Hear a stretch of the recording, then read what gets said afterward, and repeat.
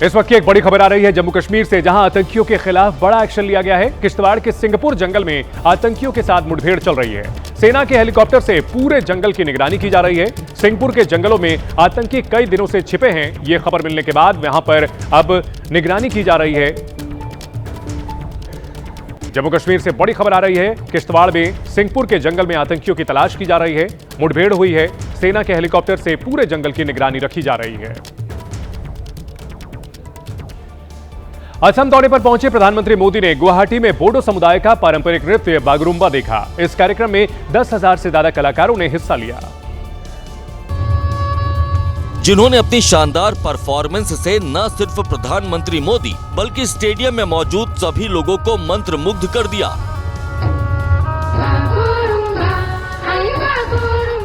वहां से सामने आई एरियल तस्वीरों से ऐसा लगा मानो राज्य भर के कलाकार एक स्टेडियम में उतर आए हों। नृत्य के दौरान उनका तालमेल देखते ही बन रहा था।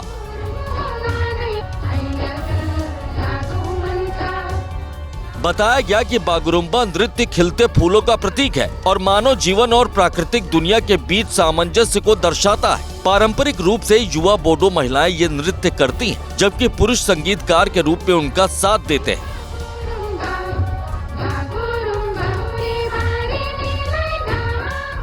कार्यक्रम के दौरान पीएम मोदी ने तालियां बजाकर कलाकारों का हौसला बढ़ाया।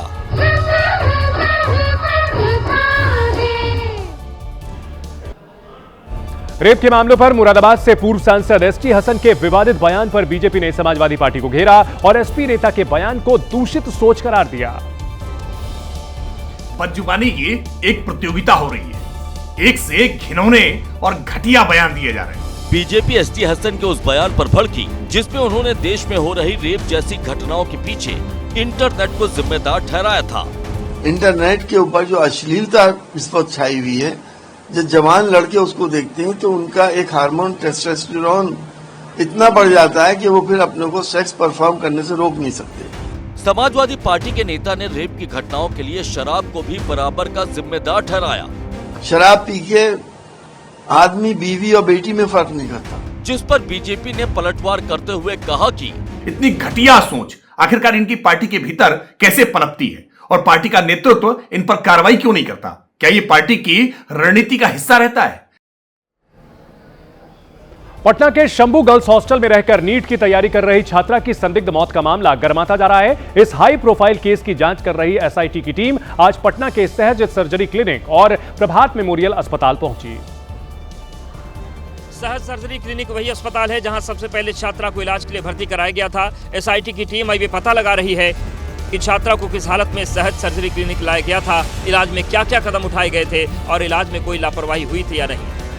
एसआईटी का मकसद ये भी पता लगाना है कि मेडिकल रिपोर्ट से तो कोई छेड़खानी नहीं हुई। इसीलिए एसआईटी की टीम ने अस्पताल का दौरा कर इलाज से जुड़े दस्तावेज देखे, इलाज की प्रक्रिया पूछी और अस्पताल के स्टाफ से भी पूछताछ की। पुलिस सूत्रों के मुताबिक एसआईटी की टीम छात्रा के इलाज से जुड़ी हर कड़ी को जोड़ रही है ताकि मौत की असली वजह जल्द से जल्द सामने आ सके।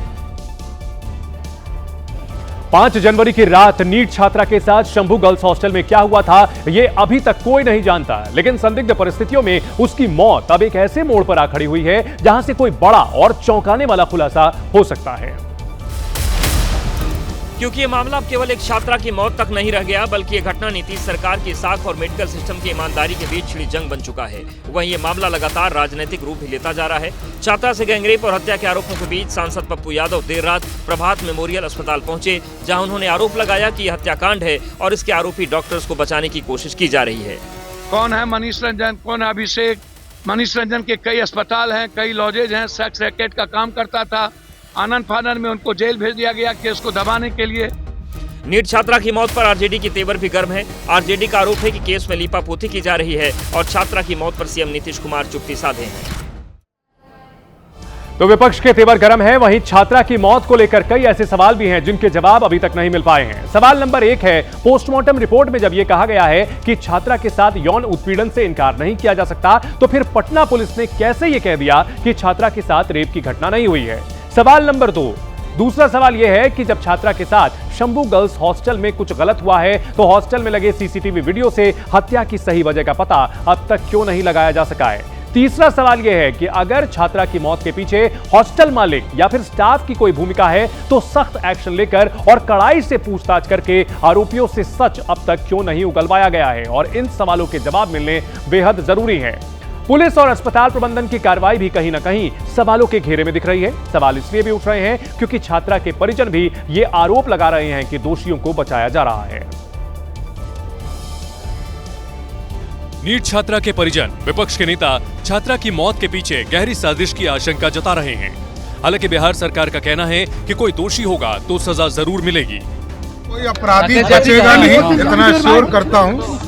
अपराधी यदि इसमें संलिप्त है तो जरूर कार्रवाई होगी। मोदी सरकार में मंत्री जीतन राम मांझी ने भी छात्रा की मौत के पीछे कई राज छिपे होने की आशंका जताई है।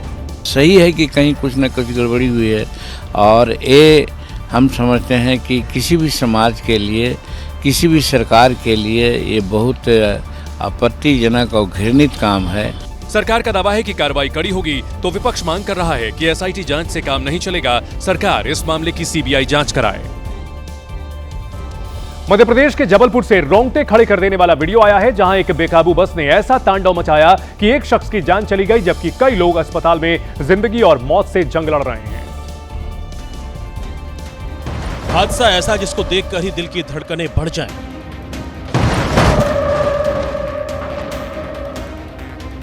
बस ड्राइवर की लापरवाही सड़क पर लोगों पर पड़ गई भारी। ड्राइवर ने ऐसे घुमाई बस की स्टीयरिंग कि जो उस मोड़ पर आया उसका शिकार बन गया।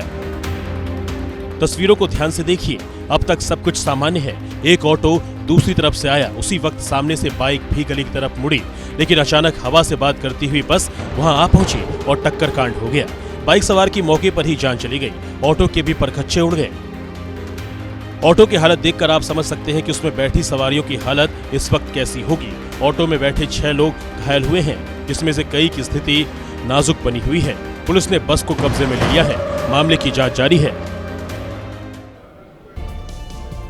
महाराष्ट्र में नगर पालिका चुनाव के नतीजे तो आ गए, लेकिन बीएमसी में मेयर किसका बनेगा ये सवाल अभी भी बाकी है। डिप्टी सीएम एकनाथ शिंदे ने कल ही अपने सभी पार्षदों को 5 स्टार होटल में भेज दिया था, और चर्चा है कि शिंदे 2.5 साल वाले फॉर्मूले की मांग पर अड़ गए हैं। ये एकनाथ शिंदे की शिवसेना के जीते हुए पार्षद हैं, जो मुंबई के ताज लैंड्स एंड होटल में रुके हुए हैं, या ये कहिए कि रोके गए हैं। ये पार्षद जब होटल में पहुंचे तो शिवसेना नेता शीतल मात्रे ने माथे पर तिलक लगाकर इनका स्वागत किया। उधर उद्धव गुट कह रहा कि शिंदे ऐसा इस वजह से कर रहे हैं क्योंकि उन्हें बीजेपी से ही खतरा है। एकनाथ शिंदे जी ये समझ गए हैं कि जो 29 कॉर्पोरेटर हैं, उनको सबसे पहले भारतीय जनता पार्टी उनके पीछे पड़ेगी। एकनाथ शिंदे का हर विरोधी उनको बीजेपी से बचकर रहने की सलाह दे रहा है।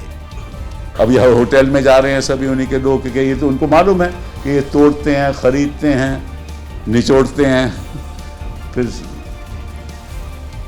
इनको कहते हैं कि अच्छा ये कर देंगे, वो कर देंगे। खास बात यह है कि एकनाथ शिंदे ने अभी तक मीडिया के सामने कुछ नहीं कहा। बीएमसी में बहुमत का आंकड़ा 114 का है, और शिंदे के पार्षदों के बिना बीजेपी यहां अपना मेयर नहीं बना सकती। यही वजह है कि सस्पेंस बढ़ता जा रहा है, और शिंदे की साइलेंट रणनीति कई सवाल खड़े कर रही है। एकनाथ शिंदे अगर बीजेपी का मेयर बनवाने के पक्ष में होते तो रिजॉर्ट पॉलिटिक्स का ये चैप्टर शुरू ही नहीं होता। अब पूरी मुंबई की नजरें बांद्रा के इसी आलीशान होटल पर आकर टिक गई हैं, जहां से तय होगा कि बीएमसी का अगला मेयर कौन बनेगा। ये जो 29 पार्षद है उनको इसी होटल में फिलहाल रखा गया है। श्रीकांत शिंदे लगातार इस चीज का नेतृत्व कर रहे हैं। अब देखना होगा कि क्या कुछ स्थिति मेयर के पद को लेकर भी सामने आती है। सवाल ये भी है कि शिंदे अपने पार्षदों को बीजेपी से बचा रहे हैं या फिर उद्धव ठाकरे से, क्योंकि नतीजों के बाद उद्धव ठाकरे ने ये जो कहा था उसने भी महाराष्ट्र की तपिश बढ़ा दी है। अपना महापौर व्हायला पाहिजे याचं स्वप्न आहेच, आणि बघू देवाच्या मनात असेल तर तेही होईल। कांग्रेस भी कह रही है कि शिंदे ने अपने पार्षदों को कैद करके रख लिया है ताकि दूसरे दल से बचाया जा सके। जब तक एकनाथ शिंदे के पार्षद मुंबई के होटल में रुके रहेंगे, तब तक बीएमसी के मेयर को लेकर सस्पेंस बना रहेगा। इस बीच उद्धव गुट के बड़े नेता संजय राउत ने यह कहकर हलचल बढ़ा दी है कि वो उसी होटल में नाश्ता करने के लिए जाने वाले हैं। संजय राउत ने यह बयान एक प्रेस कॉन्फ्रेंस के दौरान दिया। हमको वहाँ कुछ दोस्तों को जाना है, लेकिन हम जाएंगे और वहाँ गड़बड़ हो जाएंगे, फिर भी हम जाएंगे। संजय राउत की बातों से लगा कि उद्धव गुट भी शिंदे के पार्षदों के होटल से बाहर आने का इंतजार कर रहा है। मुख्यमंत्री ने आदेश देना चाहिए पुलिस आयुक्त को कि वो जो कैद खाना बना है ताज होटल में, वो जाकर वो ताला तोड़ दो और जो डर के मारे जो 29 लोग वहाँ बंद करके रखे उनको छोड़ दो। उद्धव गुट तो ये भी कह रहा है कि शिंदे खुद नहीं चाहते कि बीएमसी में बीजेपी का मेयर बने। संपर्क में तो ऐसे बहुत से लोग हैं, कौन चाहता है यहाँ बीजेपी का मेयर बने? एकनाथ शिंदे भी तो नहीं चाहते ना। अब शिंदे की शिवसेना ने संजय राउत पर पलटवार किया है। इस संजय राउत जैसे जो महा अल्हड़ बेवकूफ टाइप के लोग हैं, वो इस तरह के दिन में सपने देखते हैं। मुंबई में जबरदस्त सियासी हलचल चल रही है और यह हलचल तब तक खत्म नहीं होगी जब तक बीएमसी का मेयर ना चुन लिया जाए। लेकिन इस बीच सीएम देवेंद्र फडणवीस विदेश के 2 दिन के दौरे पर रवाना हो गए हैं, जिसने बीएमसी के नए मेयर का इंतजार बढ़ा दिया है। आधी रात को ही सीएम फडणवीस ने सोशल मीडिया पर एयरपोर्ट की ये तस्वीरें शेयर की और बताया कि वो वर्ल्ड इकोनॉमिक फोरम में हिस्सा लेने के लिए स्विट्जरलैंड के दावोस जा रहे हैं। सीएम फडणवीस जब स्विट्जरलैंड पहुंचे तो वहां की तस्वीरें भी सोशल मीडिया पर शेयर की। इससे पहले जब वो शनिवार को पुणे में थे तो एकनाथ शिंदे के 2.5 साल वाले संभावित फॉर्मूले पर जवाब भी दिया था। महापौर कोण, महापौर कधी, महापौर किती वर्ष वगैरे सगळ्या गोष्टी शिंदे साहेब आणि मी आणि आमची दोन्हीकडची नेते मंडळी आम्ही बसून ठरवू। काही त्यात वाद येणार नाही। छान पद्धतीनं दोन्ही पक्ष आम्ही मुंबई चालवून दाखवू। देवेंद्र फडणवीस ने संतुलित तरीके से हर सवाल का जवाब दिया, लेकिन बीजेपी के कई बड़े नेता ये दावा ठोक चुके हैं कि बीएमसी में मेयर बीजेपी का ही बनेगा। देश में वीआईपी कल्चर का चलन बढ़ा है, खासतौर पर पिछले 12 महीनों में इसमें ज्यादा तेजी आई है। ये जानकारी सर्वे एजेंसी लोकल सर्कल्स के ताजा सर्वे के मुताबिक बताई जा रही है। सर्वे में शामिल 77% लोगों ने माना है कि 2025 में वीआईपी कल्चर काफी तेजी से बढ़ा है। 81% लोगों ने माना कि सड़कों और टोल प्लाजा पर वीआईपी कल्चर हावी हो चुका है। वहीं 52% के मुताबिक ट्रेन और रेलवे स्टेशन पर वीआईपी कल्चर ज्यादा दिखता है। इसके अलावा 70% लोगों ने यह भी माना कि एयरपोर्ट और फ्लाइट्स में वीआईपी कल्चर हावी है। सर्वे में शामिल 74% लोगों की यह राय है कि सरकारी दफ्तरों में वीआईपी कल्चर का बोलबाला है और वीआईपी के काम आसानी से हो जाते हैं। इसके साथ साथ 80% लोग ये भी मानते हैं कि सरकारी और निजी आयोजनों में वीआईपी कल्चर तेजी से बढ़ा है, जबकि 83% लोगों की राय है कि धार्मिक स्थलों पर वीआईपी को ज्यादा तरजीह मिलती है। वहीं 57% लोग ये मानते हैं कि अस्पतालों में वीआईपी मरीजों की देखभाल ज्यादा होती है। इस सर्वे में देश के 333 शहरों के 54,000 से ज्यादा लोगों की राय शामिल की गई है और इस राय के मुताबिक काफी तेजी के साथ यहां वीआईपी कल्चर बढ़ा है। यूपी के बागपत में दिल्ली देहरादून एक्सप्रेस हाईवे पर कोहरे की वजह से बड़ा हादसा हो गया। कई गाड़ियां आपस में टकरा गई, जिसमें कई लोग मामूली रूप से घायल हो गए। हादसे के बाद तो एक कार पूरी तरह से बीच सड़क पर ही पलट गई, जिससे वहां पर अफरा तफरी मच गई। वहां पर जाम जैसे हालात बन गए। हादसे की जानकारी के बाद पुलिस और हाईवे अथॉरिटी की टीम तत्काल मौके पर पहुंची। घायलों को मौके पर ही इलाज किया गया।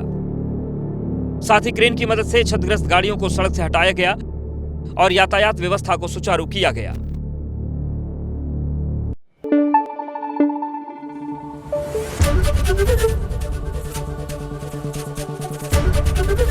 एबीपी न्यूज आपको रखे आगे।